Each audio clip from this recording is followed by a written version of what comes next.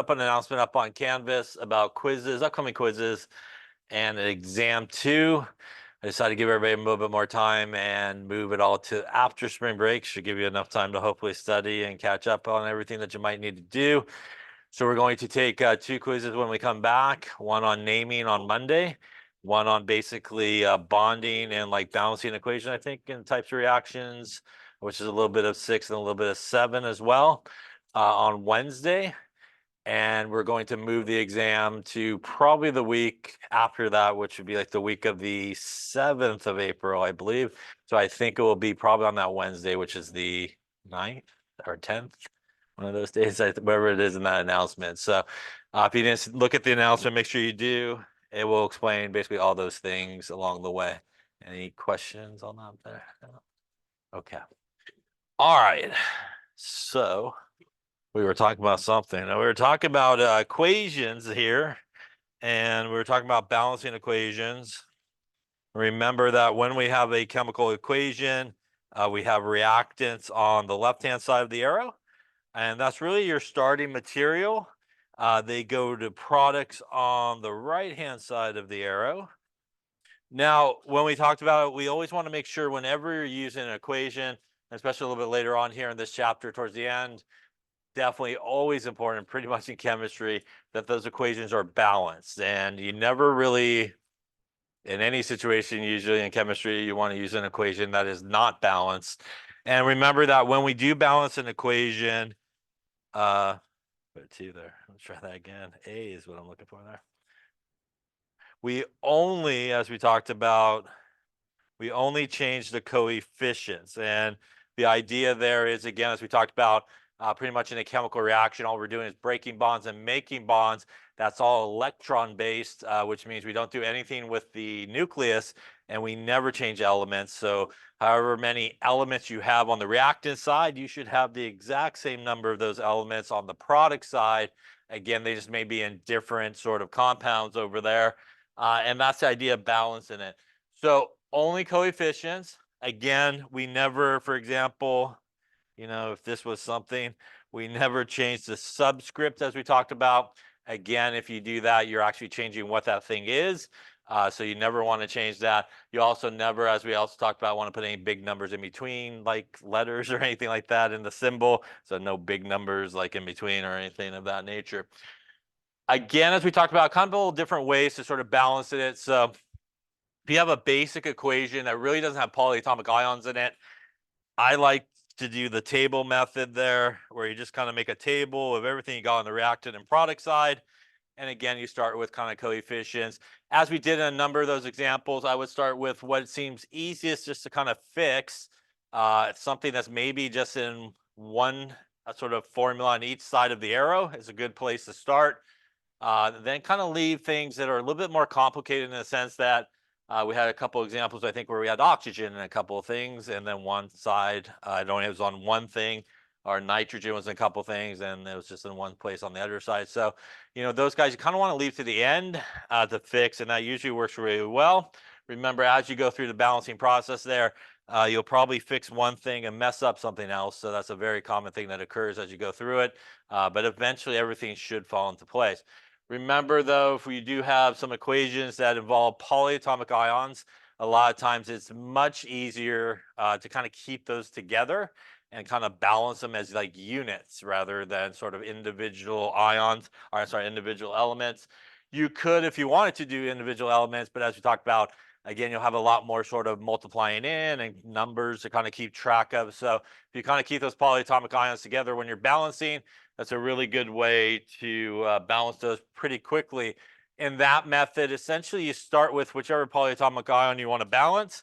You think of them as whole units, and you put numbers to balance a polyatomic ion. The key when you do that is, for example, if you had sodium nitrate and you wanted to balance the nitrate by putting a 2, you would then go to whatever it's attached to is the next place you go. Then you would go fix the sodium on the other side, and whatever the sodium's attached to, then you would go fix that guy on the other side. And again, eventually, it will all sort of fall into place.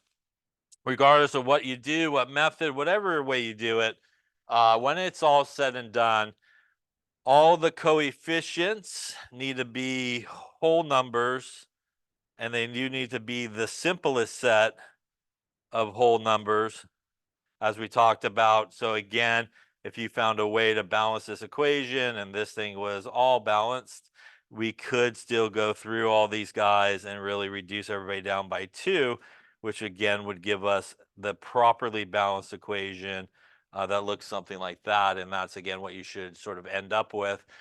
We also saw that in certain cases, a fraction is maybe useful to use, and you absolutely could use a fraction to balance an equation. You just need to get rid of the fraction when it's all said and done. So that's sort of what you need to do. Remember, when you're trying to choose the fraction that you want to use, it's a pretty simple recipe. The number on top is the number you need. So whatever number you need to balance it goes up on top for the fraction. And usually the bottom should match the subscript that's there. So for example, if I use that one I had up here, something like that, that too should be what's on the bottom, whatever that subscript is. And that will always give you sort of the right fraction to use. And again, to clear the fraction, we need to multiply everybody in the equation, not just the fraction, but everybody in the equation by the denominator, the number on the bottom. And that should then give you a balanced equation that has all whole numbers, and it should still be balanced at that point. Any questions on balancing equations or anything like that? Oh, God. All right, now that we talked about balancing equations, we're going to talk about a little bit here ways to classify reactions or types of reactions that occur. There are, as we will talk about, really two big category of reactions. And under those kind of big category reactions, you could actually qualify or classify reactions in multiple ways. So what I mean by that is you could look at a reaction and there can actually be, for example, 3 different ways you could classify the same reaction, and they're all legitimate ways that you could actually classify them. So there are multiple ways you can actually classify a reaction. But ultimately, all chemical reactions, there's really 3 reasons why it takes place. You could almost boil down every chemical reaction you see to one of these 3 things occurring. And the 3 sort of reasons a reaction takes place is a solid is formed, which is known as a precipitate, which is sometimes abbreviated as a PPT for precipitate. A formation of water, H2O. And really the third reason why a reaction takes place is a transfer of electrons. And we're going to talk about these different reasons and really the classifications of what's going on in each of these reactions. But as I mentioned a second ago, when you think about reactions, they do really fall into 2 categories. One is what is known as a redox reaction, as we'll talk about. And redox reactions basically account for the transfer of electrons. So that is, again, one of the reasons why a reaction actually takes place is electrons are being transferred, and those type of reactions are referred to as redox reactions. Kind of the other big category of reactions is a double displacement reaction.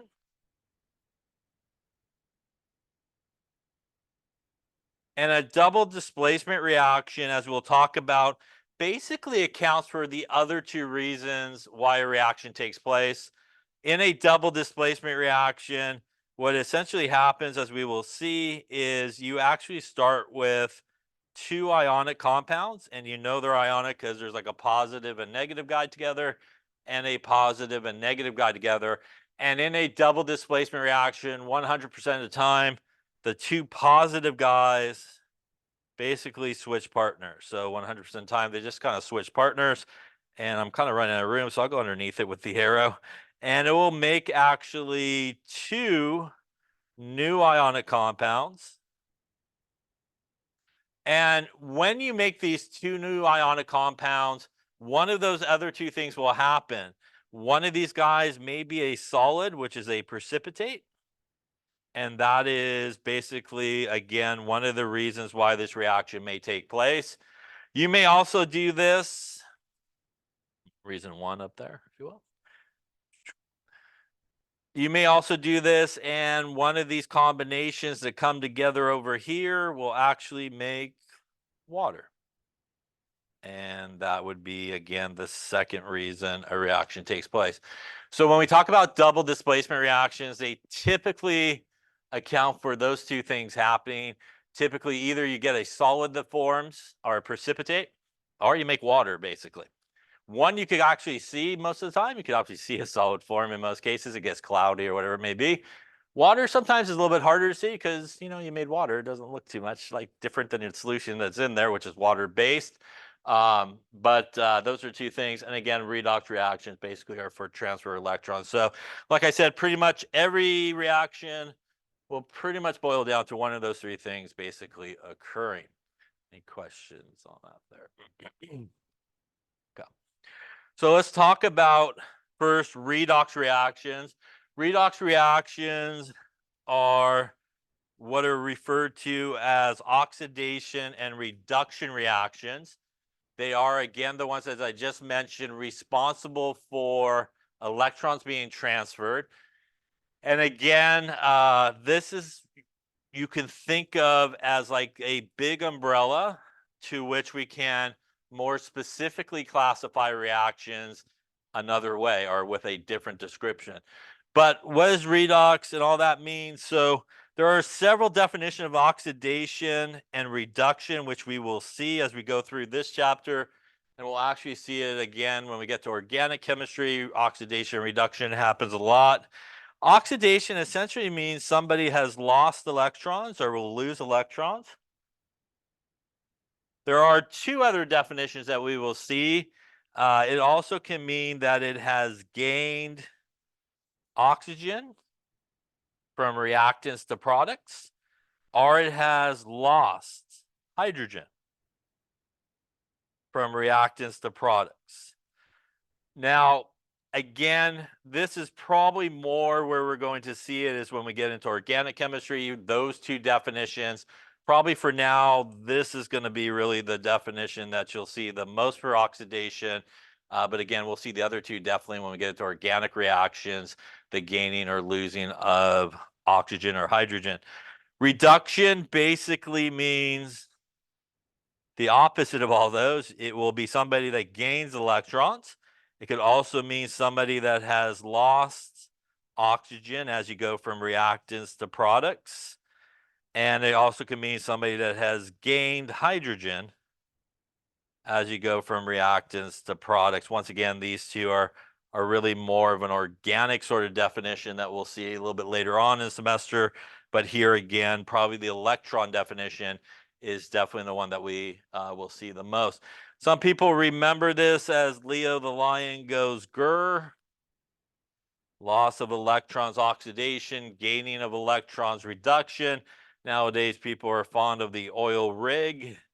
Oxidizing is losing, reducing is gaining. You could put Leo the lion on the oil rig and he'll go grr, and you don't have to choose. You can use them all together there and hopefully remember which one those are. Now, when we look at this, the electrons, when somebody loses an electron, do they become more positive or more negative if they lose electrons? They do become more positive, right? Because they gotta have more protons than electrons. And when somebody gains electrons, they become more negative, right? And that's the way you could kind of look at what is happening as you go from like the left-hand side of the arrow to the right-hand side of the arrow. If something, it's really known as the oxidation state or oxidation number, but if you want to think about it as the charge, if you look at the charge or whatever it is on the left-hand side versus the right-hand side, if it kind of gets, again, more positive, it is actually being oxidized. And if somebody gets more negative, it's getting reduced. Easy way to sort of do that is a classic number line situation. Yeah. On a number line, there's positive numbers there to the right of zero, negative numbers to the left of zero. So if somebody gets oxidized, they are becoming more positive. They are moving in this direction on the number line, and that guy would go through oxidation. If somebody's getting more negative, you will actually see him move in this way on the number line, and they would be going through reduction. So for example, if I had calcium over here, and then maybe it makes calcium oxide over here. Do a little that as well, a little balancing action there before I do it. Now, if I look at calcium and oxygen, goes to calcium oxide. By the way, when elements are by themselves, not combined with anybody else, do they have charges? They do not. So this calcium over here has really no oxidation state, really, or a zero charge. The O2 is naturally how it comes, right? That is how you find oxygen, just like how you would find hydrogen, H2, N2, and all those guys. They're diatomic molecules. It also has no charge, basically, and no oxidation state or zero oxidation state. When that calcium and oxygen come together to make that ionic compound on the other side, that is when it gains charges, right? Like we talked about when electrons get transferred here, basically, right? The calcium then will have what type of charge? +2, as it's group number 2 on the periodic table, right? And oxygen, which is group number 6, is -2. So to show you what's happening here and how this sort of number line works, let's just kind of do the number line to figure out what is happening with everybody here. So again, we have our 0, plus, and negative. If we look at the calcium to start with, right? On the left-hand side, the calcium there is a 0, right?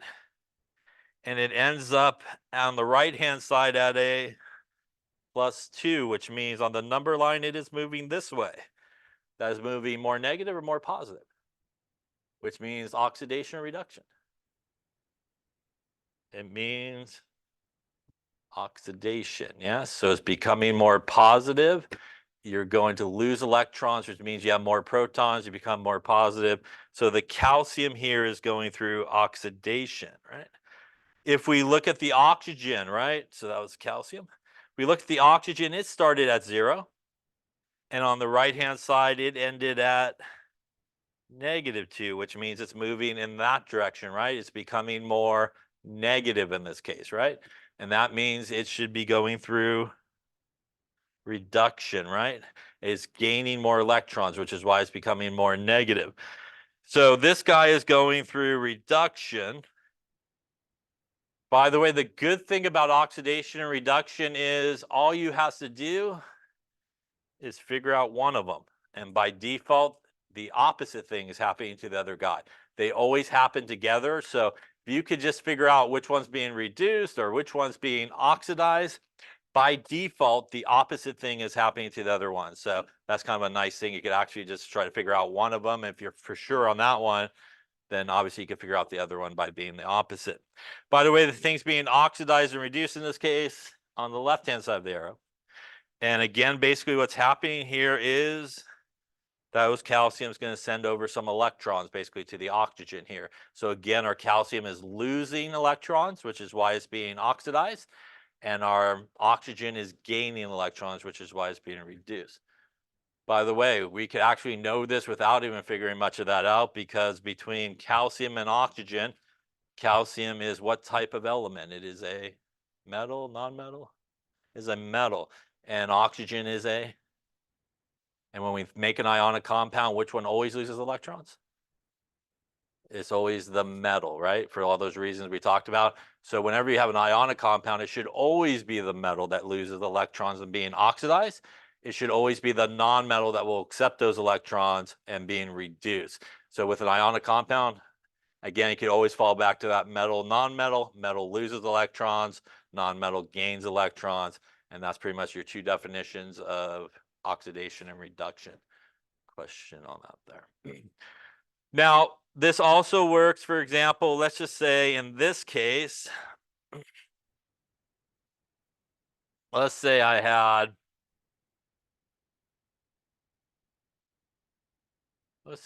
this happening. Maybe there is not a metal and a non-metal you're looking at, but maybe there's just two metals.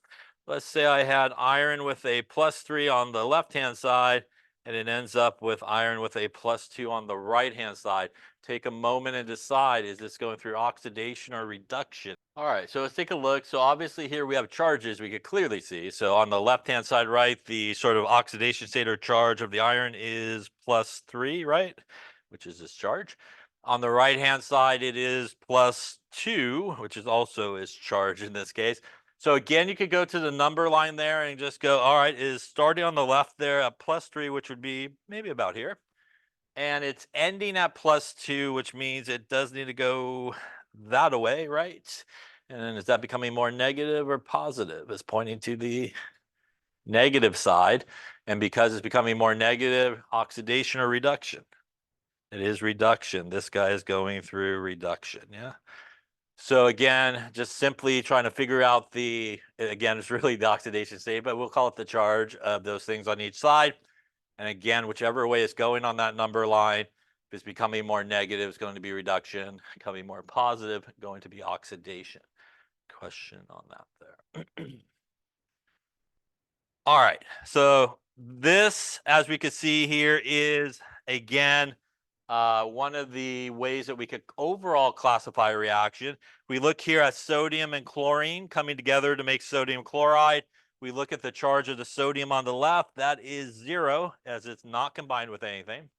This is also 0 because that is naturally the way chlorine comes. Again, not combined with any other element. Now that they do combine on this side to make an ionic compound, that's going to be +1, and this is going to be -1, right? So sodium group number 1, +1. Chlorine group number 7, like we talked about with naming, -1. Once again, if you're not sure, we could put our little number line happening. We'll start with the sodium, which is 0. And the sodium on the right-hand side ends at +1, which means it's going towards the more positive side, oxidation or reduction for sodium. Oxidation, yes. By the way, once I know it's oxidation for sodium, what is chlorine doing? It's reduction. That's all you have to figure out is one of them, basically. This guy is reduction. We could verify that by also going to the number line. The chlorine on the left-hand side is 0. On the right-hand side, the chlorine is -1, right? Pointing to the negative side, becoming more negative, and it is going through reduction. So that's like the simplest way you can kind of figure that out. Just draw an arrow, see which way it's pointing, right? Negative reduction, positive oxidation. You do obviously need to compare the same element on both sides of the arrow. So it's got to be the same element that you're comparing on both sides of the arrow to determine that. So once again, what's happening here is, as we know, the sodium is going to lay up some electrons over to the chlorine and make this ionic compound. And again, on this one, since it's an ionic compound, that's a metal, which we know should lose the electrons, again, be oxidized. That is our non-metal, which should gain the electrons and should be reduced.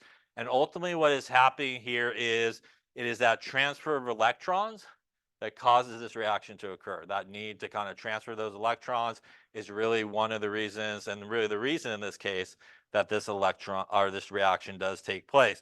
This again is a oxidation reduction reaction or a redox reaction. Here we could look at another one that is magnesium, which is 0, and oxygen, which is 0. Again, they are not combined, making that ionic compound. Magnesium is group number 2 on the periodic table, which means it will be +2. Oxygen is group number 6, which means it will be -2. And again, if you're still not sure, we'll do our little number line thing. We'll look at magnesium starting at 0 on the left, ending at +2, which is moving in that direction. Once again, we see that is positive, which means it's becoming more positive, and that again is oxidation that's going to occur here. Also, it's the metal, as we've been talking about, so that is what we expect to happen. Here, the oxygen, once again, starting at 0 and ending at -2, pointing to the negative side, which means it's becoming more negative, which means it had to gain electrons, which is the definition of reduction, and it would be going through reduction. And once again, much like the last one, if you were confident on that, by default, that has to be happening to the other guy. So again, they always occur together. If there's somebody being oxidized, there's somebody being reduced, and vice versa. So they are always work sort of together. Once again, this is our electron transfer happening from our magnesium over to our oxygen. And again, the reason why this reaction is taking place. Any questions on that there? Now, again, we will see these sort of definitions a little bit later on when we get into organic. And really in organic chemistry, there's not a lot of metals involved, which is why we look at hydrogen and oxygen sort of definition of oxidation and reduction rather than sort of charges on the left and right and electrons. So in this chapter, probably not too much of hydrogen and oxygen, but definitely we will see it later on in organic chemistry. But here, as I mentioned, if somebody gains oxygen as it goes from left to right, it's being oxidized, hence the name oxidation. It gains oxygen basically. And if it is being reduced, it will lose oxygen. So if we look at the sulfur here, it is going from 2 oxygens, and the sulfur over here ends up with 3. So it has gained electrons there. Not electrons, it has gained oxygen as it goes from left to right.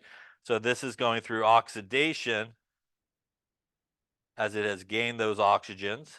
And obviously by default, this would be going through reduction in this case, as obviously oxygen sort of disappears. So it definitely lost oxygen, is no longer there on the other side. Over here, we look at the copper, 1 oxygen, copper over here, no oxygen. So it has lost oxygen as it goes from left to right, which means that it is going through reduction in this case. The hydrogen, no oxygen here, but gains oxygen here. So that is going through oxidation. So you can look at oxygen and hydrogen as examples. But in this particular example, there is actually a metal, which means we could actually still do the metal look at it. That copper on the left-hand side is copper what? Roman numeral 2. Seems good. I got those fingers up. Sounds right. So that's Roman numeral 2 there because the oxygen is -2 there, right? And that would be +2. Copper over here by itself is 0. Again, any element by itself, not combined with anybody else, 0. So if we just did our number line for the copper started at +2 over here and ended at 0, which is going towards the negative side, which means it is being reduced. Yeah, so in this case, because there was still a metal, you could kind of still do the charge on both sides. And by the way, if I did that and I was able to do the charge and figure out this is reduction, by default, that would mean this guy has to be oxidation, right? So again, they always occur together. You just need to accurately figure out one of them, and you'll know what's happening with the other thing. Any questions on that there? And hydrogen as well. Losing hydrogen is going from reactants to products is oxidation, and gaining hydrogen is reduction. So if we look at our carbon here, I can say copper again, but carbon, it has hydrogen in it. Over here, not so much hydrogen, right? So it has lost hydrogen, which means it is oxidized, right? And by default, that would mean this guy is reduced in this case.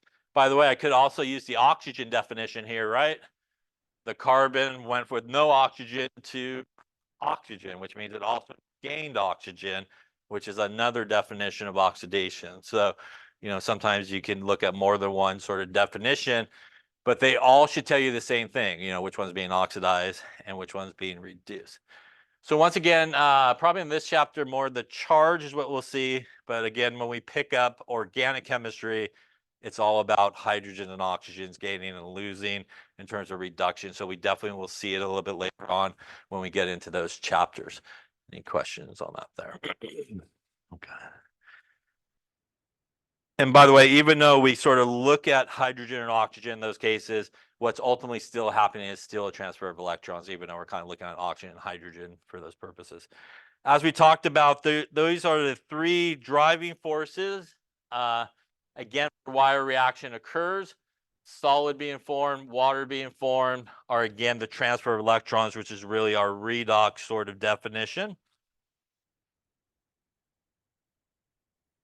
So let's talk about some more specific ways we could classify redox reactions. So under the big umbrella of redox reactions, a more specific way you could classify a reaction is either a synthesis or combination reaction.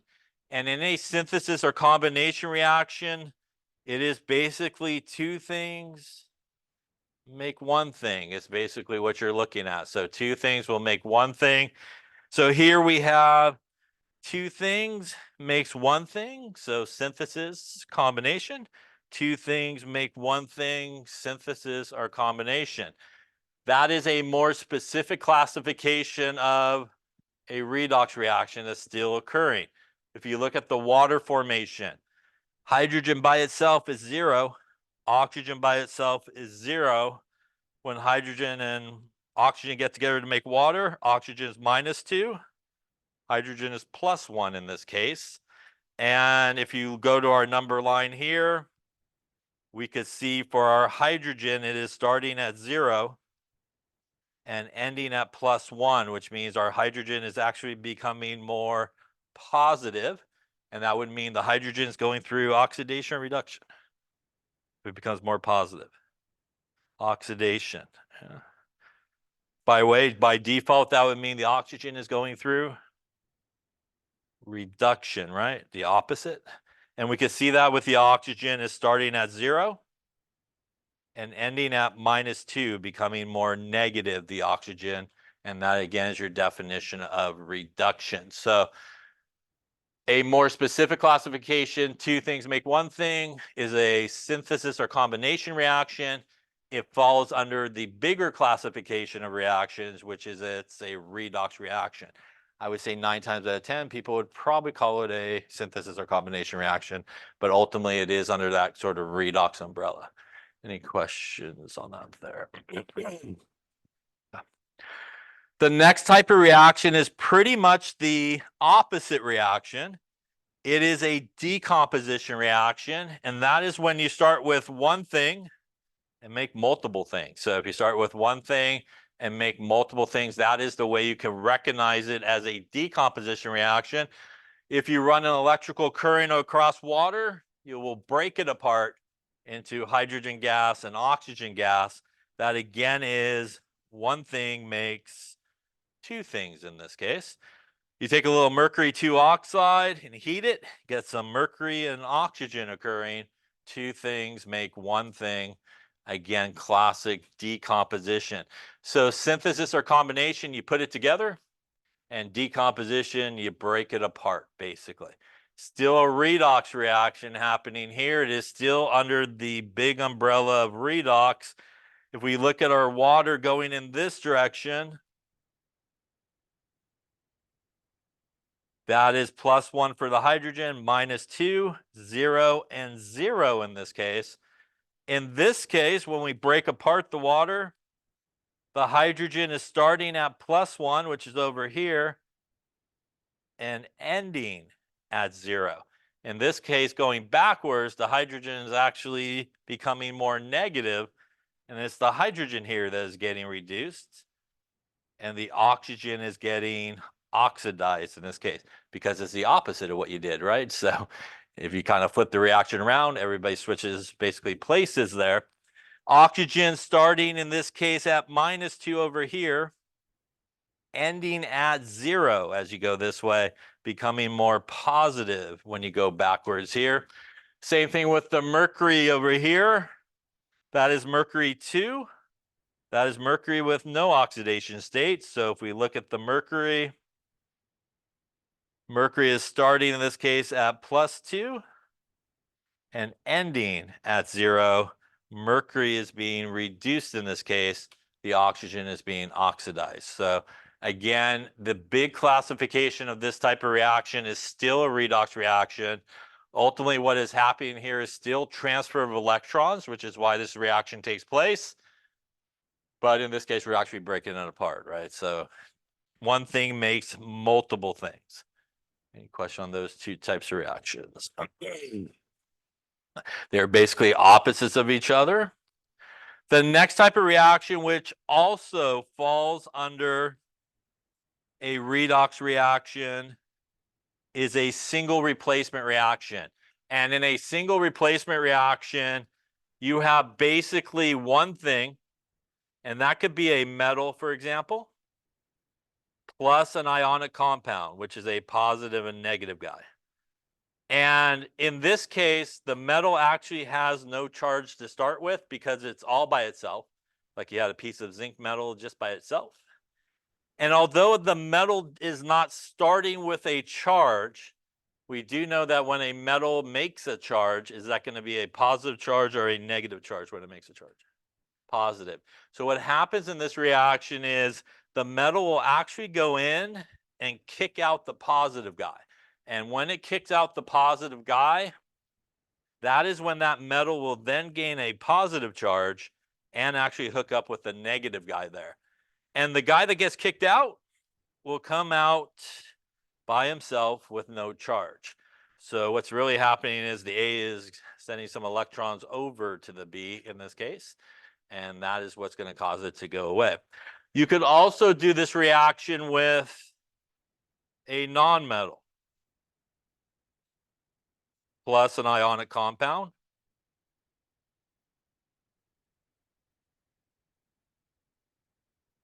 And a nonmetal here, again, by itself will have no charge. But when a nonmetal makes a charge, it will become positive or negative. Nonmetals become negative, right? Upper right of the periodic table.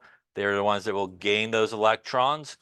So when it comes in, it will actually kick out the negative guy in this case. And when it kicks out the negative guy, it will then get a charge of negative charge. And that guy that gets kicked out will come out by itself with no charge in this case. Now, in order for this reaction to actually take place, whatever is coming in to kick somebody out needs to be more reactive than when it's replacing. So whatever is coming in, like this guy or this guy, needs to be more reactive than what it is replacing.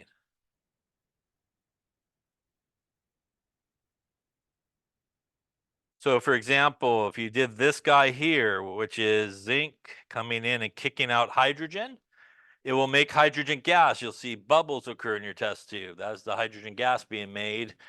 And that means that zinc in this case is actually more reactive than hydrogen. If you did this exact same reaction with copper, you will get no reaction because when copper comes in, it's actually less reactive. So this reaction will not take place. For example, if you had an old penny, which is made of pure copper, and you file the hole in it and you put in hydrochloric acid, it's going to still be there when you come back. Take a new penny, you file a hole in it. Inside a new penny is zinc. And if you put that into your hydrochloric acid, you come back, you're going to have a hollow penny because it's going to eat everything on the inside away. And the outside will be still okay because the outside is still copper-ish in most cases. And again, for whatever's coming in needs to basically be replaced. By the way, when hydrogen comes out, it comes out as hydrogen gas, which is how naturally hydrogen comes out as, and that's why you see those bubbles. This is a single replacement reaction. It is still a redox reaction. If you want to look at just the zinc, for example, the zinc is 0 over here. The zinc on the right-hand side is the zinc with the charge because it's hooked up with the chloride. That means in this case, the zinc started at 0 and ended at +2, which means it is pointing in the positive direction. The zinc here is being oxidized. Yeah. What is being reduced in this case? Is it the hydrogen or the chlorine, or both? Let us see.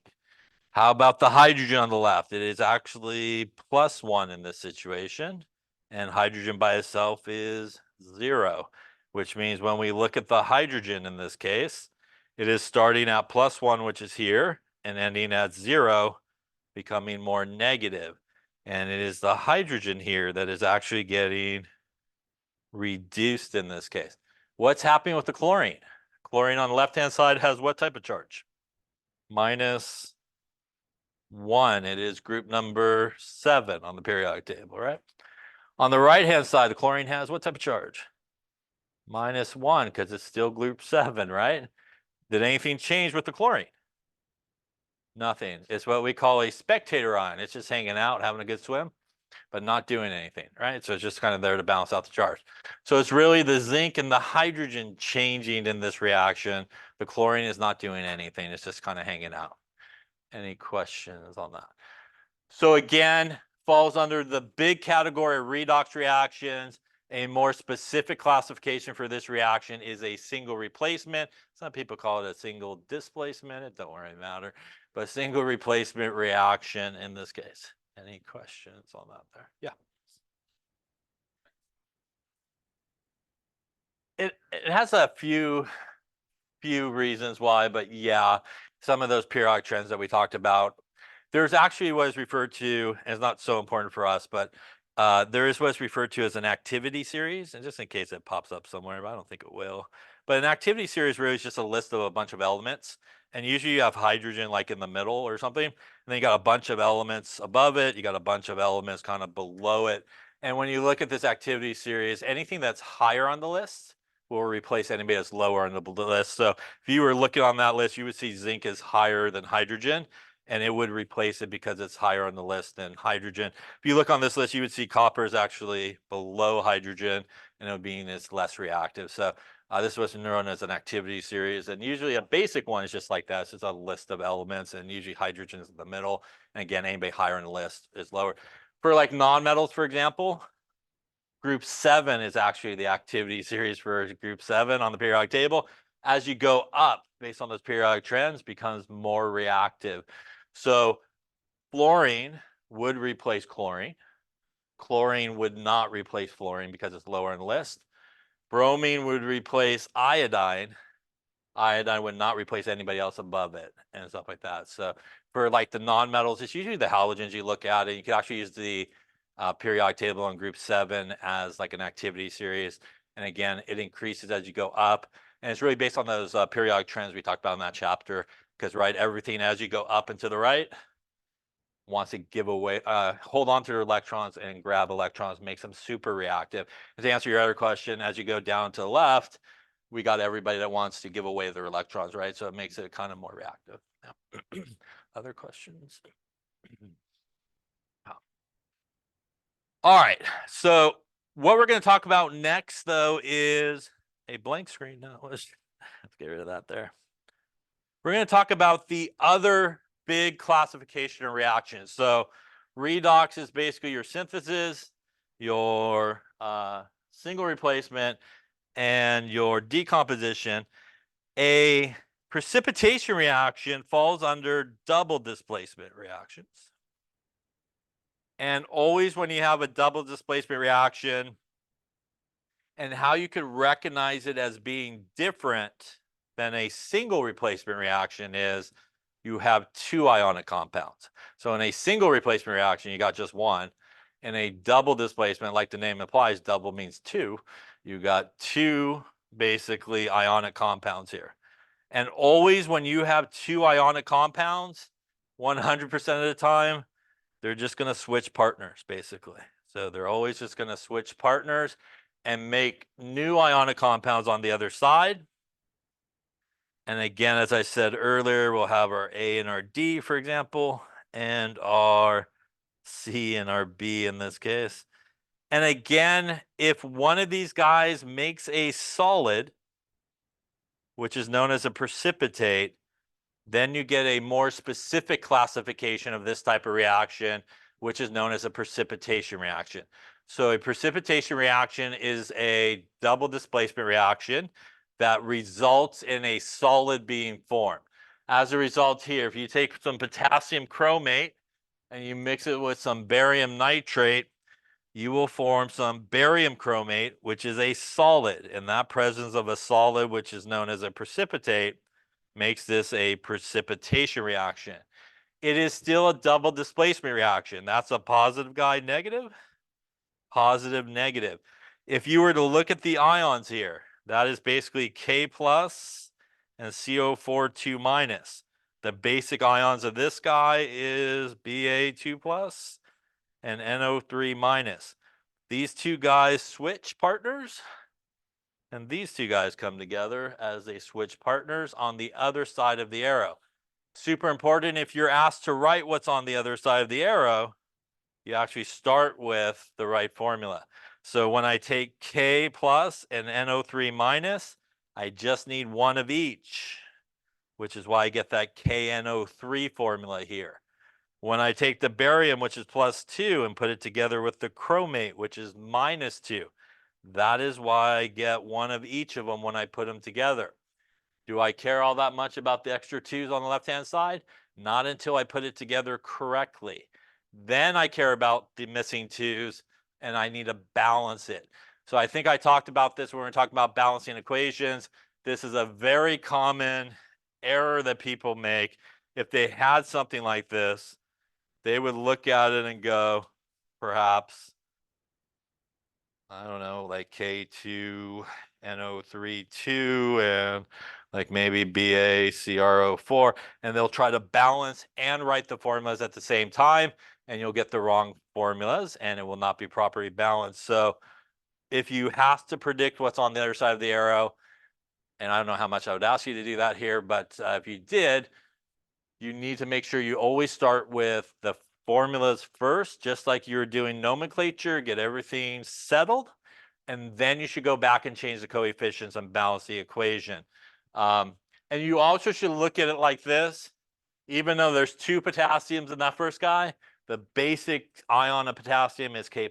That's what you start with, just the basic ions that make up those things, and then put them together correctly, and then balance them.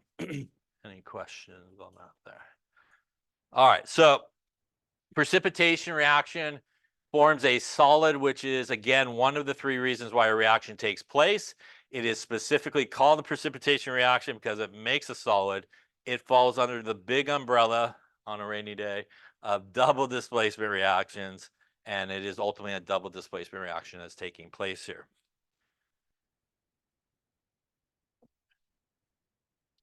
And again, it is always recognized by having those 2 ionic compounds. And as soon as you see 2 ionic compounds, you should always just think about switching partners, basically. And that's always what it's going to be on the other side. Again, in a single replacement, like we just talked about, you have just an element by itself, no partner, and an ionic compound. So just one ionic compound. And again, the names help you remember that. Perhaps single, just one ionic compound, double, 2. Yeah, 2 ionic compounds for you to do that.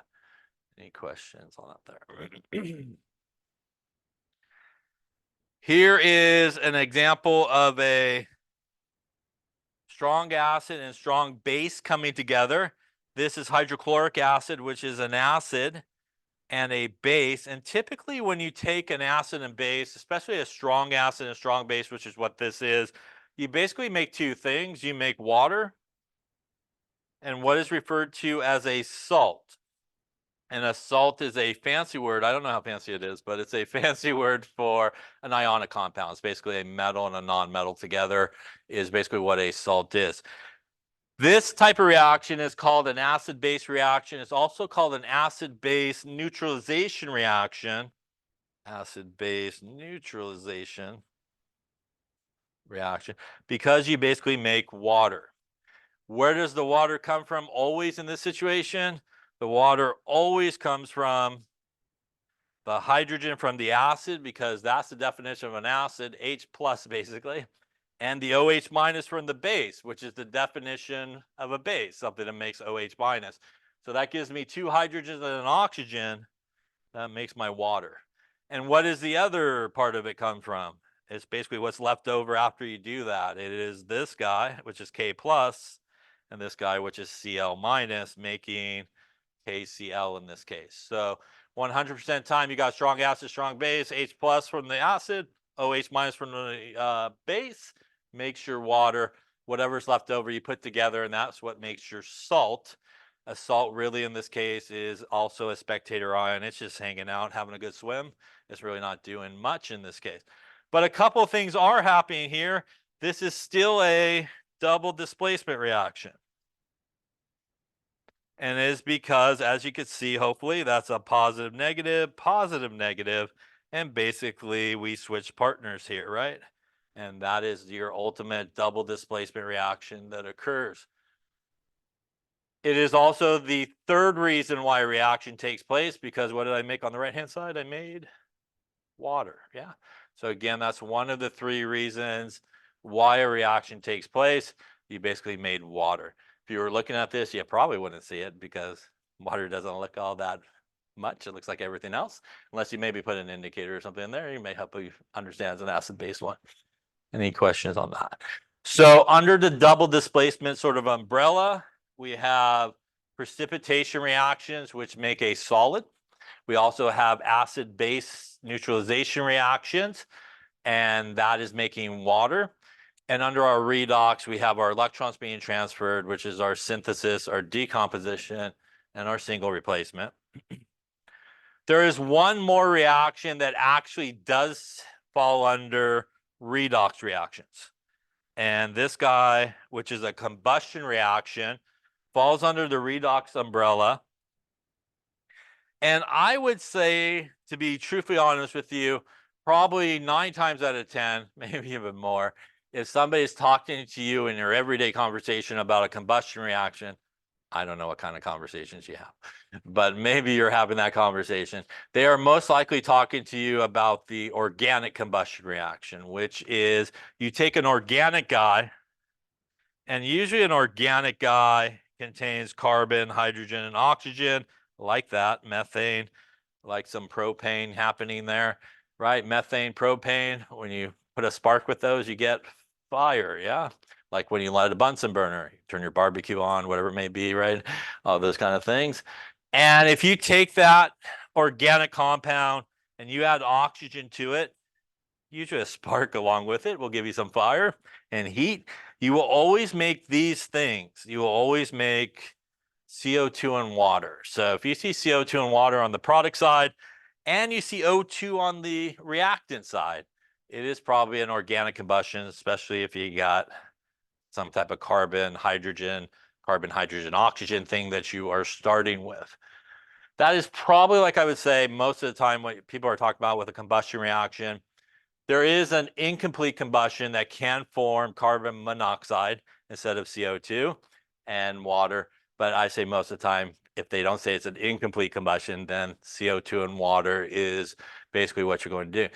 Now, to be truthfully honest with you, just in general, if you're rolling with combustion, the basic only thing that you technically need is O2 there.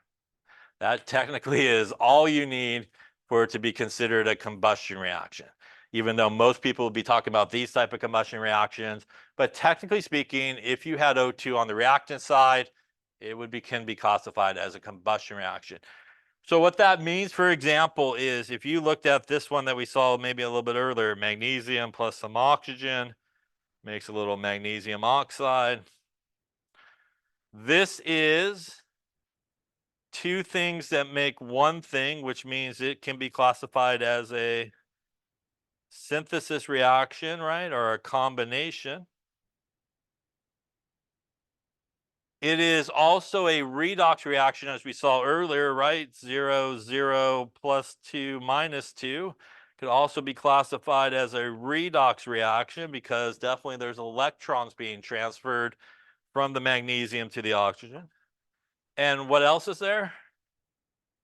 There's an O2, so why not go for the trifecta here and go for a combustion reaction as well? So as I was saying earlier, you could actually, for reactions, classify them in multiple ways. The best piece of advice is to choose the best classification for whatever situation you're looking at. I would say most people, when they're classifying reactions, will classify them as either a synthesis, a decomposition, a single replacement, a double displacement, or a combustion reaction. I think I got them all. And that's probably most of the time the classifications you'd use. But again, you can classify the same reaction multiple ways, depending on maybe what you're looking at. Any questions on that there? Now, just to summarize what we talked about, we have these big classifications, which is redox, which is the transfer of electrons. More specific classifications underneath this guy, again, is your synthesis reaction. Again, two things make one. Your decomposition. One thing breaks apart into many. Your single replacement reaction. Something by itself plus one ionic compound comes in and kicks out, maybe if that's a metal, making your AC and your B. And your combustion reaction, which again, most people, organic plus some oxygen, CO2 plus water, are just basically O2.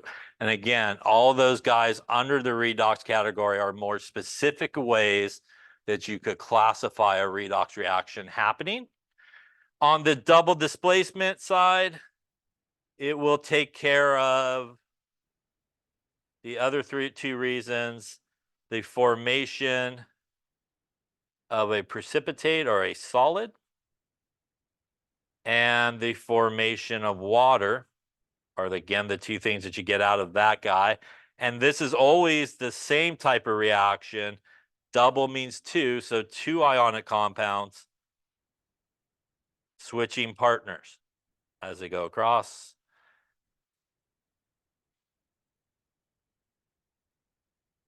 And again, if one of those guys forms a solid on the product side, it can more specifically be called a precipitation reaction.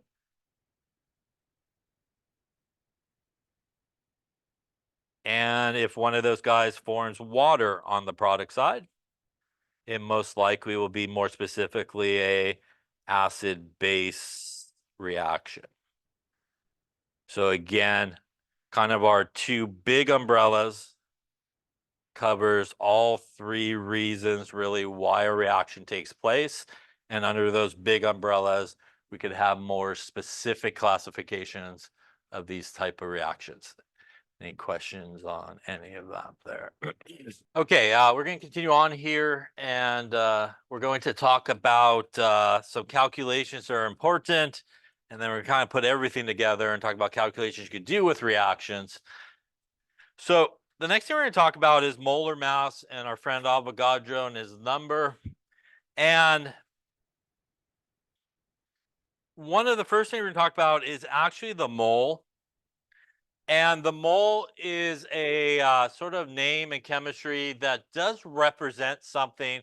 So much like in life, we have words that represent a certain amount of something. So if you say you got a pair of shoes, that usually means you got two shoes, I hope. If you got a dozen roses, you got 12 of them. If you got a gross of pencils, a 144, not sure they give out pencils anymore. But the mole is actually abbreviated, by the way, MOL. And the mole needed some type of abbreviation, so they dropped the E. Now, it's really important when you do see MOL that you realize that it is the mole and it is not molecule. And that, again, is a super common error that people make. They just see the MOL and think, oh, it must just be like an abbreviation or something for molecule, and it is not. So in chemistry, if they want molecules, they will write molecules, yeah? So they'll write the word molecules. So if you see MOL, it is moles and not molecules. So in chemistry, we have a word for that representation, and 1 mole of anything will actually equal 6.022 times 10 to the 23. And the units associated with this number does change. It can be particles. It can be atoms. It could be molecules. It could be pizzas, in case you're hungry. Maybe your shoes, so you could go walk to get your pizza, whatever it may be. Although the occasional pizza question may come around, but probably in chemistry, these are going to be the 2 units that you're going to see the most, which are atoms and molecules. So again, just like we say a pair of something means 2, if somebody says I have a mole of something, it means you have 6.022 times 10 to the 23 atoms. Or if you have a mole of a molecule, you have 6.022 times 10 to the 23 molecules of whatever it may be. That is what is known as Avogadro's number. And Avogadro's number is 6.022 times 10 to the 23, named after a guy named Avogadro. You could do it for anybody on the periodic table you like. 1 mole of hydrogen would have 6.022 times 10 to the 23 atoms of hydrogen. 1 mole of carbon would be 6.022 times 10 to the 23 atoms of carbon. You could also do this for molecules. If you had 1 mole of water, it would equal 6.022 times 10 to the 23 molecules of water. If you had 1 mole of methane, you would have 6.022 times 10 to the 23 molecules of methane. Here for methane and water, because they are molecules, we use the units of molecules for Avogadro's number. For hydrogen and carbon or anybody else on the periodic table, if it's just the element by itself, we use atoms for it. So the units of that number can definitely change, but those again are probably the 2 most common ones that you'll come across in chemistry. What do we use Avogadro's number for? Frankly, it's just a conversion factor. So it is a conversion factor that lets you convert from moles to either atoms or molecules, or backwards. If you're starting with atoms or molecules, you could convert into moles. How do you do that? Dimensional analysis, like we did originally, right? So if you have moles, you would want to use Avogadro's number as a conversion factor, and opposites cancel, which means a mole on the bottom gives you Avogadro's number up on top. And again, these could be atoms or molecules. The moles will cancel.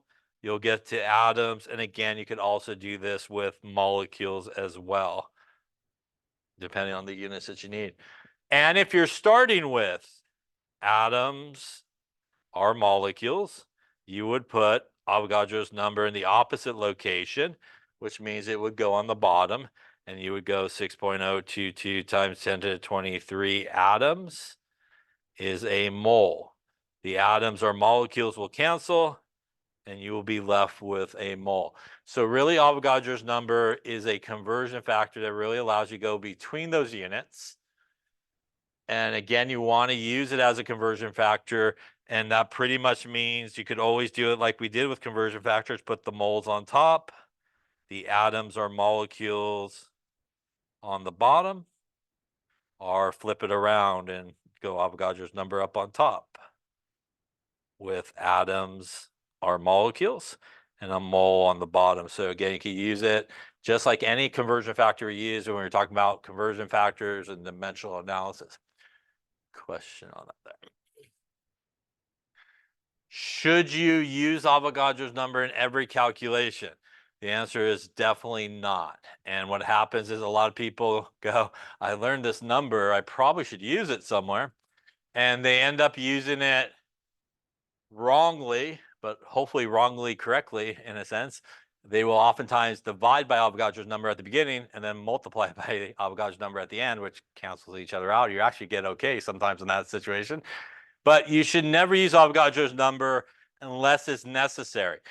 How do you know if it's necessary? You want to look for keywords, like either you're given a number that says atoms or molecules. That should be your key of, I should use Avogadro's number somewhere. Or you're asked to solve for something that's in atoms or molecules. That should be your key. Avogadro's number needs to come into play somewhere. Doesn't mention any of that. Just leave Avogadro's number on the side. Don't use it. So those are the kind of the keywords that you want to think about. Did they give me atoms or molecules, or did they want me to solve for atoms and molecules? I should use Avogadro's number. If they don't mention any of those things, then again, don't use Avogadro's number. So again, that's sometimes a pitfall a lot of people fall into, is they want to try to incorporate it into like every calculation. And there is, again, a certain place where you should do that.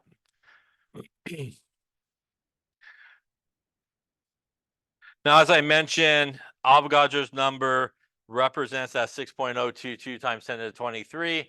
And you could do it for anybody, again, that is from the periodic table. You could do it from any type of molecule or compound. You could use Avogadro's number. The conversion factor that we use probably the most, to be truthfully honest with you, is molar mass. And you probably will use molar mass more than you would use Avogadro's number in most cases. And molar mass has the units of grams per mole. The number always stays with the grams part, and the mole is always 1. So use how many grams there are in a mole. The molar mass can be found on the periodic table. It is the number that's on the bottom. And earlier we talked about that number being the atomic mass in AMU. And it is technically the atomic mass in AMU per atom.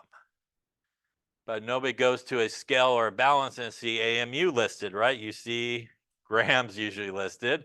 So we actually use it in a more convenient unit for us, which is as the molar mass in units of grams per mole. The good thing is, numerically speaking, value-wise, the number you see on the bottom in AMU per atom and the molar mass in grams per mole, same number. Yeah, so it is the same number. And I would say 99 times out of 100, molar mass is what you're going to be using in a calculation, maybe even more than that. But that's definitely what you're going to use. When you do go to the periodic table to pull these numbers off, typically speaking, it is 4 significant figures is what you want to use. So depending on your periodic table, this one is rounded to 4, which is typically what you use. But some periodic tables will have a lot more numbers down here, or maybe some less. But typically speaking, you want to round the numbers that you pull off the periodic table to about 4 significant figures is typically common practice to use. Now, as I mentioned before, molar mass and atomic mass are numerically the same value. And it is also a conversion factor, essentially. So you could take anybody from the periodic table and look underneath them, like we see here with carbon. And that would mean that there are 12.01 grams of carbon in 1 mole of carbon. The number off the periodic table is always the grams. It's always 1 mole. And that would mean the molar mass of carbon is 12.01 grams per mole is the molar mass of carbon. And again, number with the grams, mole is 1.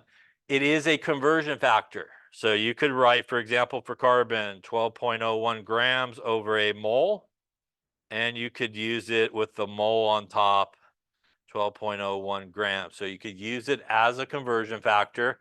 And it is the conversion factor that we use to go from grams to moles and moles back to grams. So if you have any type of conversion where you need grams and you have moles, molar mass is the conversion factor you want to use from the periodic table. If you have grams and you want moles, or moles you want grams, again, periodic table is where you're going to get that. You can, just like Avogadro's number, apply molar mass to an element by itself. You could also apply it to a molecule or a compound. So if I had something like water, I would go to the periodic table, find hydrogen, 1.008. I know your book probably goes 1.01. I don't like it. 1.008. Oxygen there, maybe 16. And what we would do to get the molar mass of water is, frankly, just add up all the parts from the periodic table. So there are 2 hydrogens. We would take 2 times the molar mass of hydrogen. So that's hydrogen, basically. We would add it to the molar mass of oxygen, which there's just 1 of, and that would be 16 grams per mole. And that would give us 18.02 grams per mole as the molar mass for water in this case. And again, that really is 2 conversion factors you could use for water. That is 18.02 grams over a mole. or a mole is 18.02 grams. You will not use both conversions like a normal dimensional analysis problem. You will pick whichever one you need. And remember, opposites cancel, right? So units in opposite locations will cancel just like we did before. If you did something like methane, CH4, there is one carbon, which is 12.01 from the periodic table, which is right here. And that is our carbon. We would add it to 4 times hydrogen's molar mass from the periodic table, which is 1.008 grams per mole. Grab my calculator, it's late, but it's 17 and some change, I think, but I'll go for it.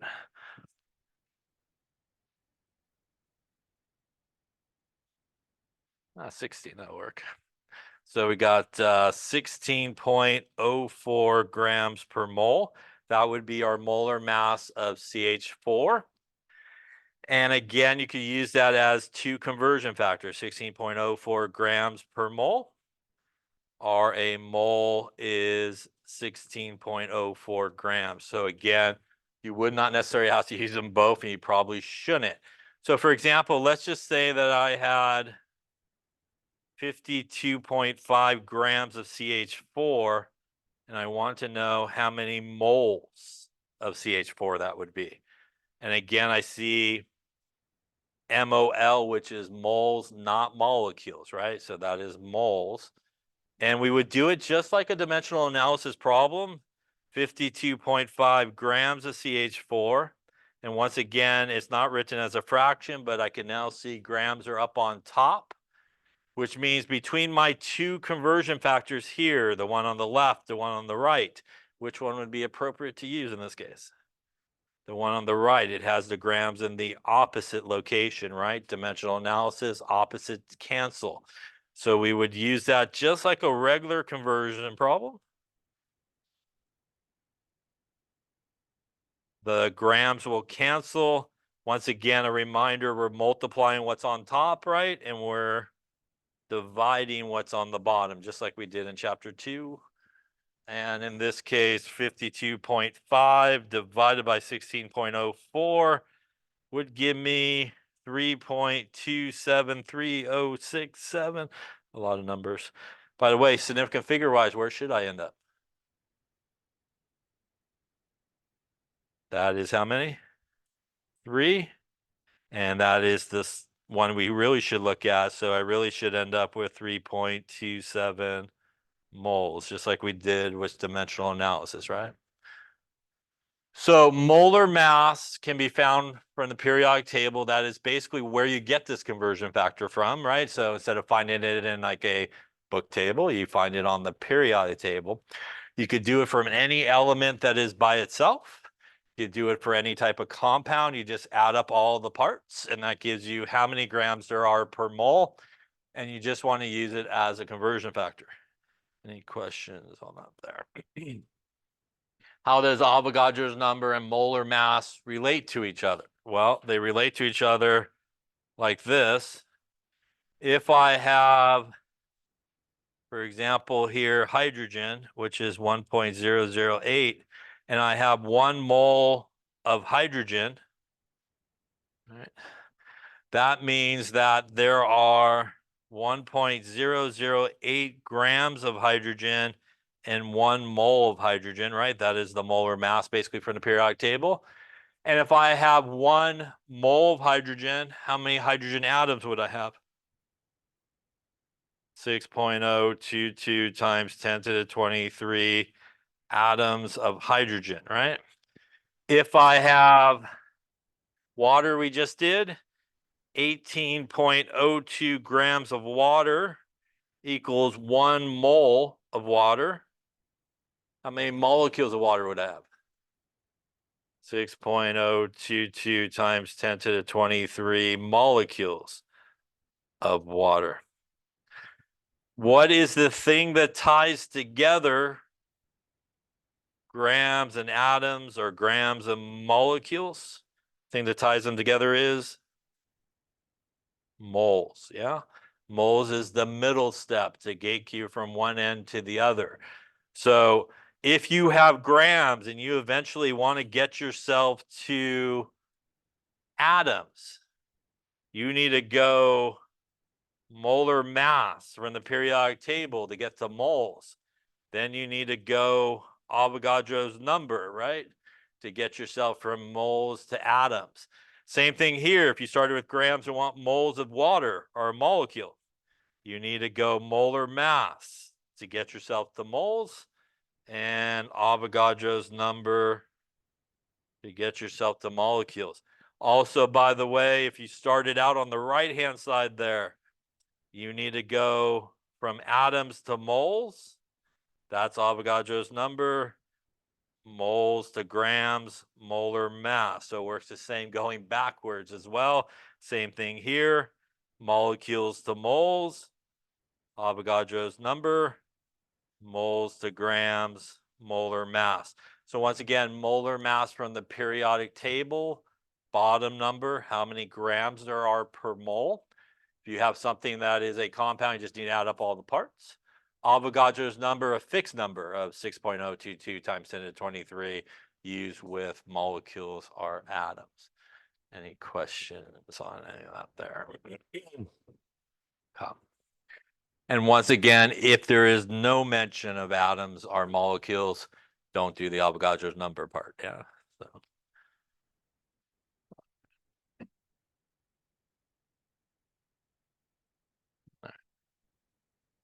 So as we talked about, these are really just conversion factors, and molar mass, extremely important in chemistry, used more than probably any of them, is using that molar mass from the periodic table.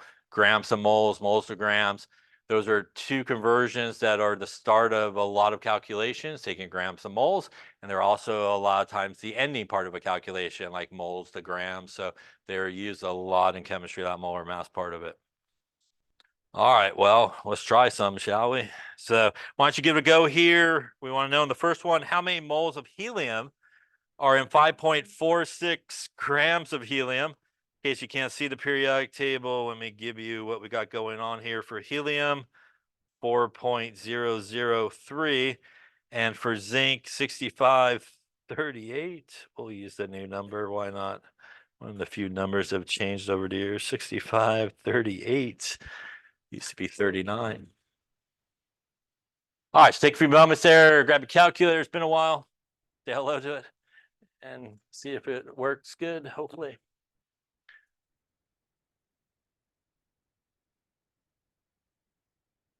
Okay, let's take a look and see how you're doing. Let's start with the first one. In this case, we're looking for how many moles of helium are there in 5.46 grams of helium. First question is, do I need Avogadro's number here? The answer is no. There's no mention again of atoms. There's no mention of molecules. You do not need Avogadro's number. A reminder, moles and molecules are different things. This is your basic conversion here of grams to moles. And as we talked about, that is your molar mass from the periodic table that allows you to do that.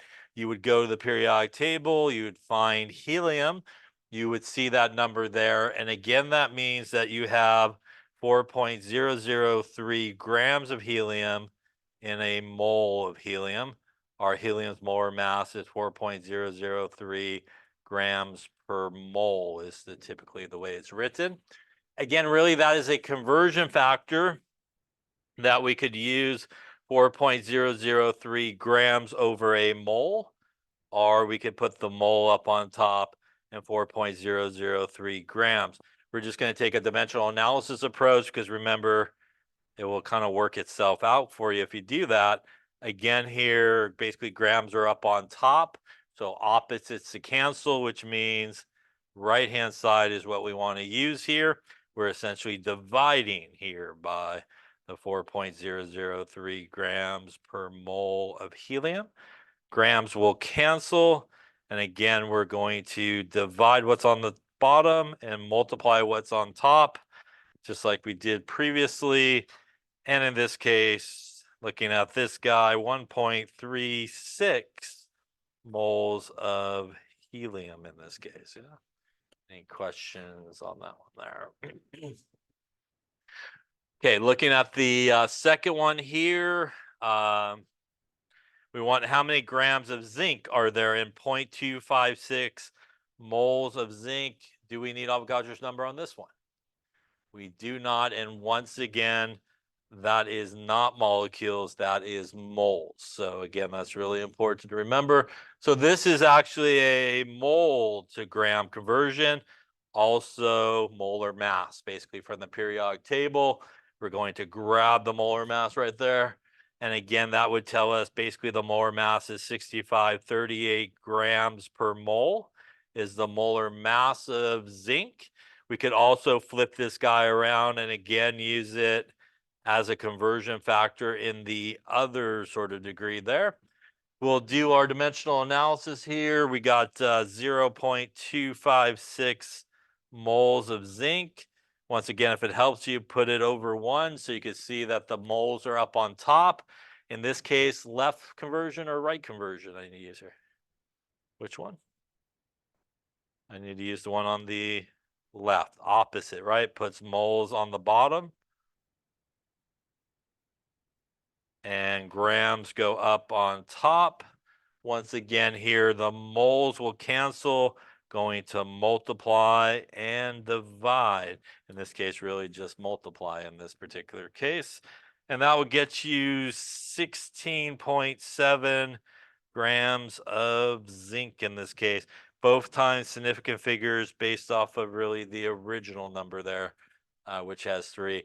You could kind of think of molar mass as an exact number, even though maybe it's not particularly, but you'd probably want to look more at the original number in this conversion. Question on any of those conversions there? So again, molar mass, periodic table, that is definitely where you want to get it from. All right, let's take a look at another one here. What is the mass in grams of one gold atom, AU? And from the periodic table, AU is 197. All right, so take a few moments there. We're looking for what is the gram of one single gold.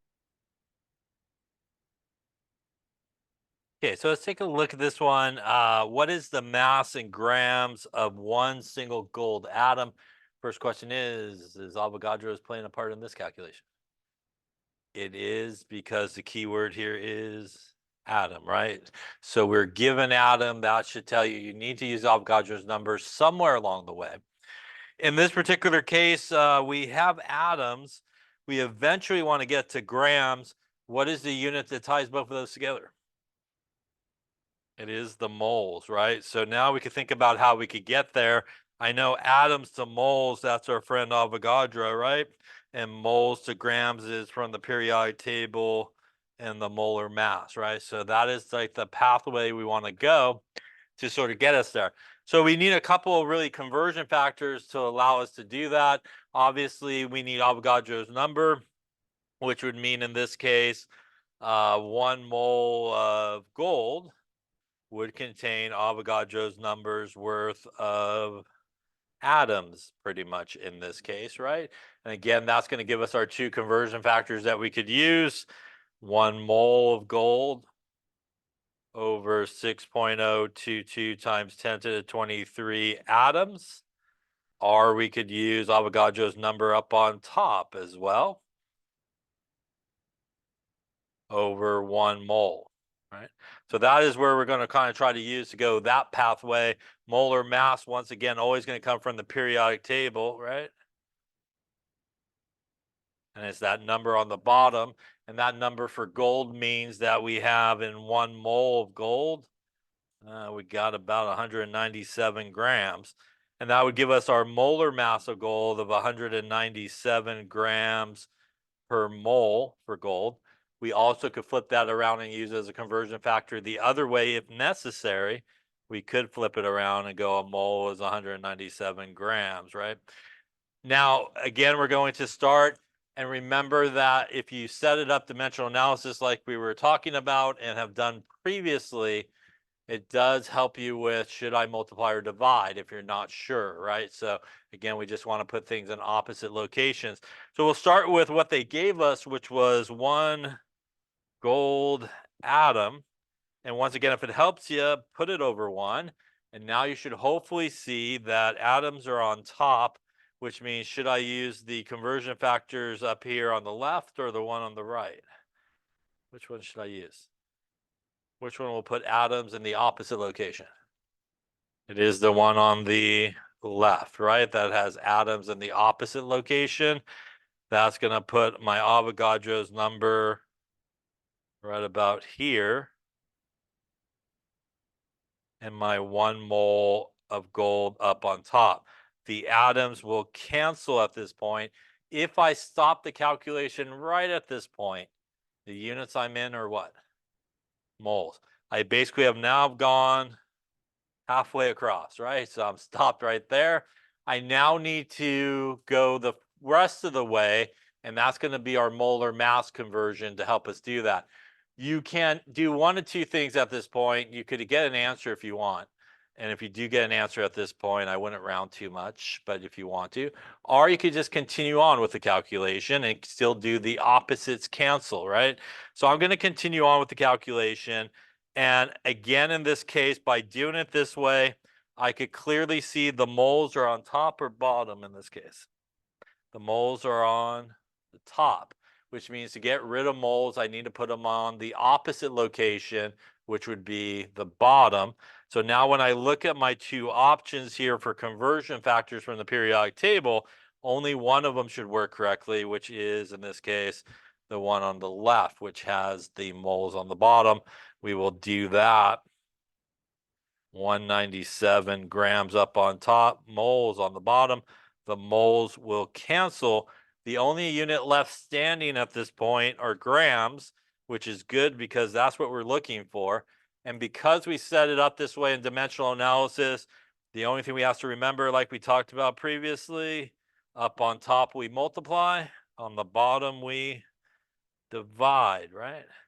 By the way, when you put Avogadro's number into your calculator, you also want to make sure you use your exponent button, right? So just like we talked about with scientific notation, you definitely want to make sure you're using your exponent button when you punch it in. So that means essentially we have 1 times 1 times 197. You could hit equals. You're going to divide it by what's on the bottom, which is basically Avogadro's number, 6.022 exponent button, 23. Going to give you 3.271 times 10 to the minus 22 grams of gold. Once again, a reminder, basically to punch this in, 197 divide 6.022 exponent button. It is a positive exponent, so no negative button, and equals. Yes, so again, that way. Really, because everything else on top is 1 and everything else on the bottom is 1, so you don't really have to punch those into your calculator at that point. First off, any questions on the calculation? And like I said, you absolutely could have done the first part of the calculation, got an answer, and just kind of set it up again for the second part and get an answer is perfectly fine in this case. In terms of significant figures, I went with 4 based on the molar mass in this case. And that's because 1 gold atom technically would be like something you would count, even though you really can't by your naked eye there. But it would be kind of more of an exact number. So you really could have laid up as many significant figures as you wanted really on this particular case. Question on that calculation. All right, let's try another one here, maybe. We want to know how many moles and molecules are there in,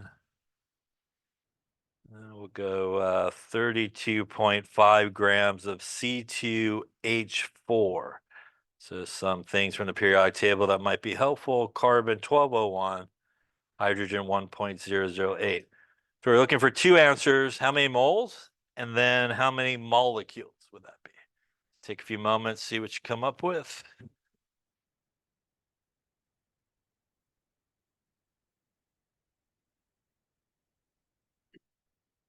because ultimately I also want to get to molecules. So again, that's the key, that you do have to use Avogadro's number. Along the way, though, I do want to stop at moles, right, to visit for a little bit.